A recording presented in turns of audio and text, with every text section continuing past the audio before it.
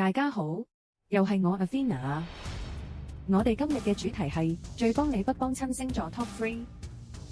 第一名水瓶座，第二名處女座，第三名摩羯座。第一名水瓶座，原則指數92分。水瓶座講求邏輯同埋理性，對佢哋嚟講，公平比起親情更加重要。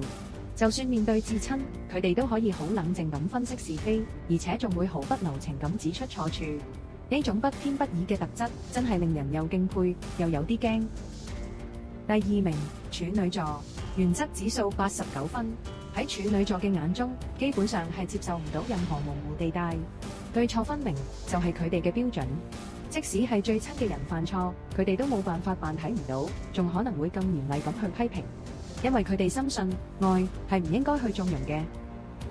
第三名摩羯座，原則指數87分。摩羯座好講規則，心入面永遠有把尺用嚟量度對與錯。就算對方係家人，佢哋都冇架講，唔會俾任何人影響判斷。佢哋冷靜得嚟，又有原則，往往係喺衝突入面最適合出嚟做裁判嘅人。